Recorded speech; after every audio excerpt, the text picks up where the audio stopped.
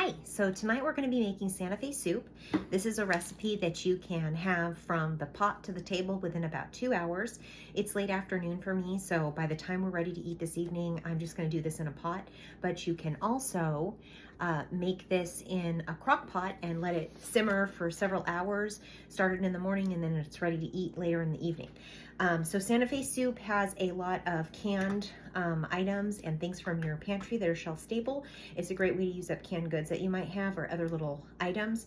Our strategy at home is trying to use up what we have. So for this one, we're going to use 2 pounds of ground beef. You can also sub in other kinds of protein like turkey if you prefer that, or do a mix.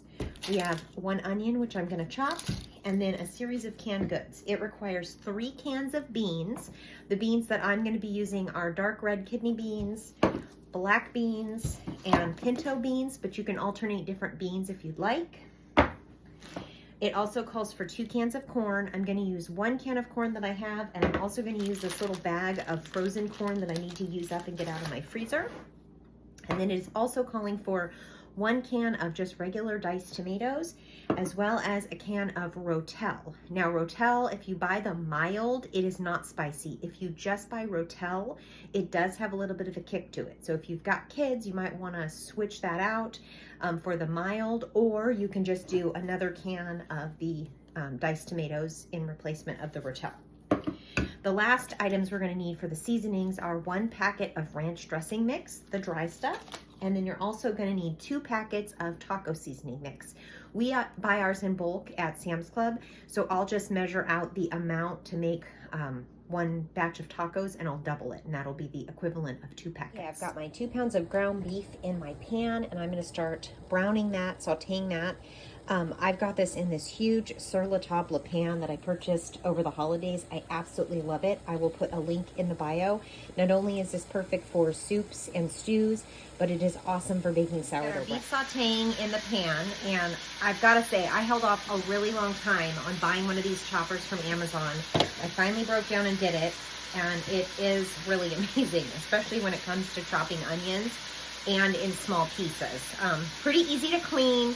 The best part is the one I bought came with a little brush, so it makes it a little bit easier, but you literally put the chunk of onion right onto the little grate, and then you pop it, and there's all of your onions. It is such a great way to speed up meal prep, and it also is a great way to, I do mirepoix, carrots, celery, and onions for my meatloaf, and then I put it in a container and freeze it, so that every time I need to make one, I don't have to saute the vegetables every time. And my gosh, this makes it so much easier than I only have to clean it once in a while because I'm doing everything in bulk.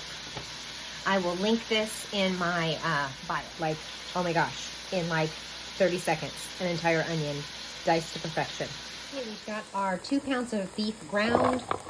Okay, we have our 2 pounds of beef that has been browned, and now we're going to add in all of our onion that's been diced, and we're just going to stir that up until that onion becomes a little bit translucent, and then we're going to add all of our ingredients in. Okay, we're going to add our ingredients from cans. We are not going to be draining these items. We've got our 16 ounces of diced tomatoes, cans of beans undrained. We've got pinto, kidney,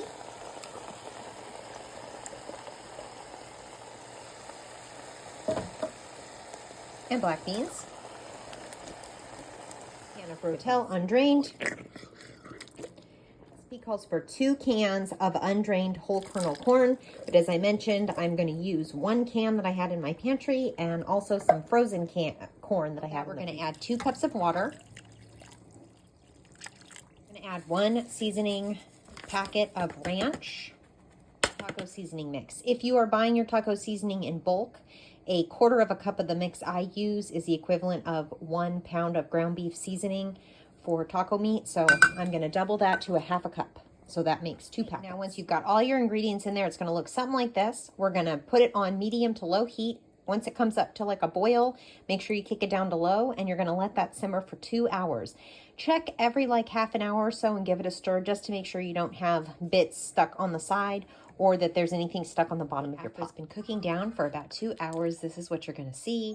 This is what it's going to look like, and it's ready to serve once it's cooled down. You can serve the Santa Fe soup with whatever toppings you want. We like to serve ours with cheese, sour cream, some avocado, even salsa, and you can also crumple up tortilla chips on top, but we like to serve them on the side and kind of scoop the soup up. Enjoy!